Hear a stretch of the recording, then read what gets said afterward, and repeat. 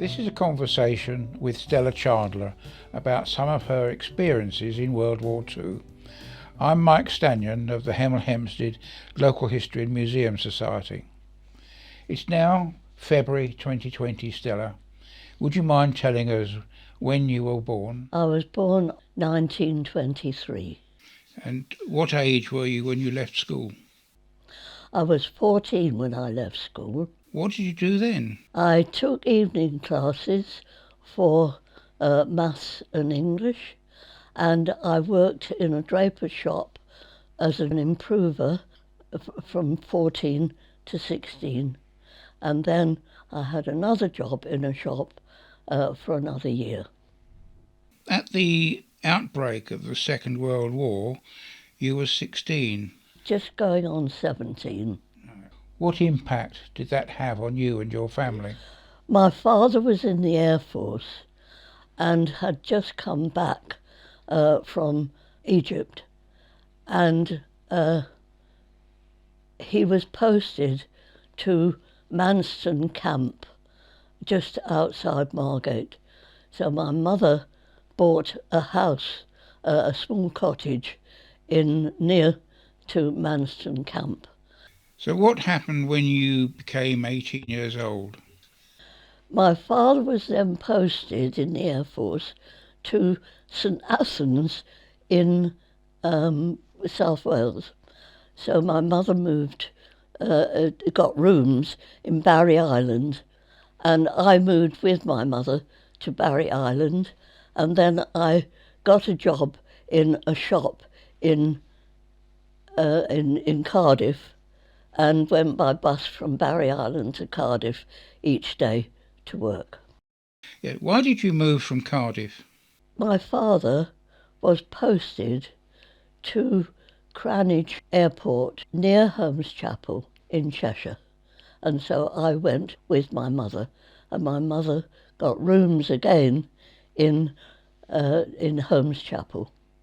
I then worked in an ironmongery shop, and the ironmongery shop sold all the things that farmers needed, such as nails, barbed wire, Wellington boots, all those sort of things, plus 4 candles.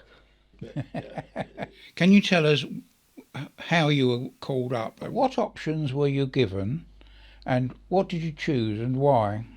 I had a letter to say that I was called up and I had to enlist in either the Air Force, the Navy, the Army, nursing, or the Land Army. And I felt, as my father was in the Air Force and my brother was in Greece in the Army, I felt it was better to stay in England, and therefore I joined the Land Army. Why didn't you go into nursing, Stella? Well, although I'd done a first aid course, I didn't like blood. Right. When you first went into the Land Army, what did you do?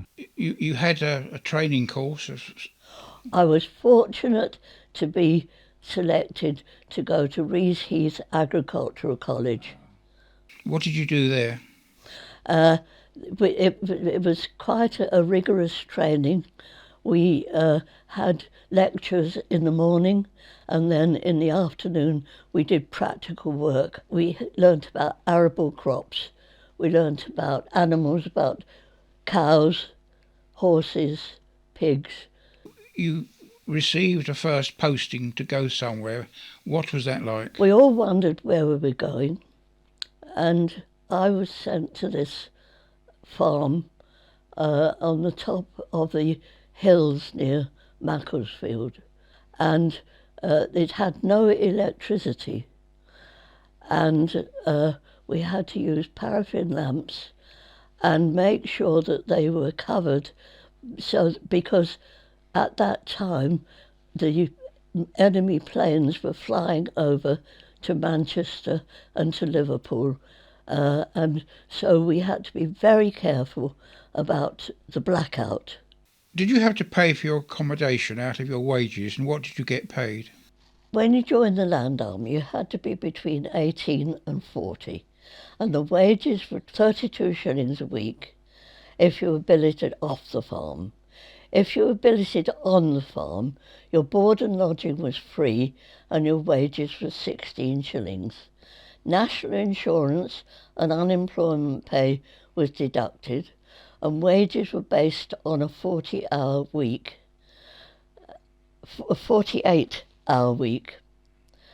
and overtime was 8p an hour. And I often wondered what I would do with my overtime money. It was a 52-hour week in summer, though in fact land girls worked far longer hours when haymaking, fruit picking or harvesting. How many other girls were there? I was on my own there, and the farmer's wife was very overworked. The farmer was very surly, and the bed that I slept in hadn't had the sheets changed, and they also had a little 3-year-old toddler who was so pleased to have somebody new to talk to that she followed me around everywhere, and I was always afraid that she was going to be kicked by the horse or by the cows. So I asked for a transfer, and I was very pleased to get a transfer. While you were working, did you have a special uniform? My Land Army uniform consisted of 2 shirts, a green jumper, a pair of breeches, long woolen socks, a very strong pair of leather boots, a Land Army hat, and a greatcoat. Where was your next posting to? It was to a farm just outside Holmes Chapel, which was very good because my mother by that time had rented a cottage in the village. So it meant that I could go back to the cottage at night and cycle to the farm and back again each day. Did you do all manual labour or did you use machinery? Oh, that farm had electricity, and milking machines were coming in and being improved upon at that time. And so I did a short course and learnt how to use a milking machine, which was very much easier than milking by hand. What sort of jobs did you do while you were there? It was general farm work, milking, mucking out the cowsheds, and manure spreading. I watered the horses, carrying buckets of water from the well. It is amazing how much water a cow needs every day. One day, I forgot to speak as I went behind a horse. She lashed out with her hind leg, and I went flying across the yard. I was kicked on the thigh, and the pain was excruciating. However, I was young and very fit, and apart from bruising, not badly hurt. Did you make any friends while you were in Holmes Chapel? Yes, I made a friend of Ethel Bell, and she was very kind to me, and she took me back to her farm, and her mother made me welcome. Did you keep a diary at all while you were working there? Yes, I've got the diary. Could you read us 1 or 2 extracts, please? I'd be delighted. Monday, January the 4th, 1943. The red cow in the loose box is down again. We had her up on her feet by means of the tractor and a pulley, but she is very weak and her milk has dropped off. It has been sleeting most of the day and very cold. The shippons were not very warm and the cows have not given the usual amount of milk. What's a shippon? It's a Cheshire name for a cowshed. Right. Tuesday, the 5th of January. Snow on the ground this morning, and it has snowed all day. We put the bull into the loose box and have moved the red cow into the bull box. She is lying stretched out, and Jim has sent for the vet. Snow prevented much work, but we have blocked the empty space in the barn with bales of straw. It makes it dark, but it's much warmer. Also, we brought the swath turner and the hay rake inside. What's a swath turner, Stella? It was for turning the hay later on when they cut the hay. Tell us about your free time. How much did you have and what did you do? By the time you went home, you were rather very tired, but my friend Ethel took me to young farmers' clubs once a week, and also I went to cattle markets where they were judging cattle and looking generally at farm animals. Now, you told us you went to 2 farms. Did you go to any more after that? I worked on that farm for about a year, I think it was, and then in the village I met Mr. Cross, who had a farm, but he turned into a market garden, and he wanted a land girl, and I thought it would be a good idea to do something different. So I went to work for Mr. Cross at, it was called the Limes, and that was at Sproston. Was that very different to the other 2? The work was very different.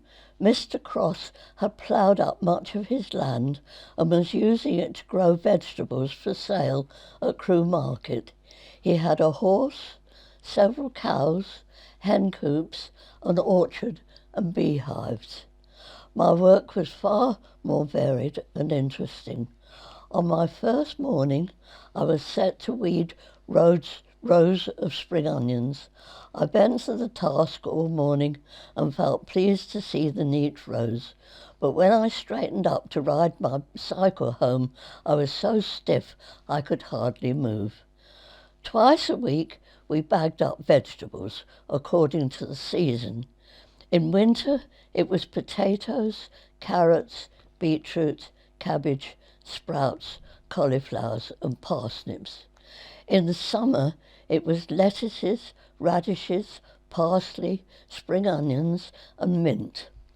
We grew flowers, and I loved bunching the sweet peas, the calendulas, the dahlias and the blue scabious, and it was very necessary to have flowers because life during the war was so drab that people were glad to have flowers to make life a little more cheerful. Have you got any memorabilia about your time in the Land Army? Well, fortunately, I have. I have my Land Army breeches, and it shows the War Department label on it, and it's very comfortable to wear when you had to bend over and do your work. This is the coat I had to wear when I was milking the cows. It was necessary to put this on when you went to milk the cows because the cows might do a whoopsie while you were milking it. This badge is the badge that I was given when I joined the Land Army, and I wore that on my hat. And the other badge is the one that Gordon Brown thought we should have to commemorate our work in the Women's Land Army. It shows a gold wheat sheaf on a white background surrounded by a circlet of pine branches and pine cones to indicate the work of both the Land Army and the Timber Corps, and that was given in 2008. When the war ended, were you demobbed straight away? No, we had a letter asking land girls to stay on because the country still needed food and the world still needed food, And so we were asked to stay on until after the next harvest. And so I stayed on, and I left in April 1946. How was your service and contribution to the war effort recognised officially?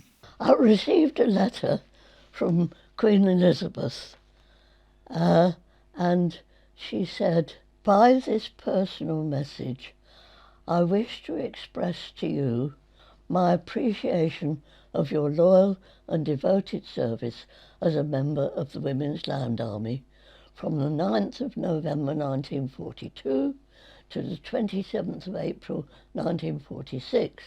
Your unsparing efforts at the time when the victory of our cause depended on the utmost use of the resources of our land have earned for you the country's gratitude." Signed, Elizabeth R. Stella, thank you for sharing these experiences with us.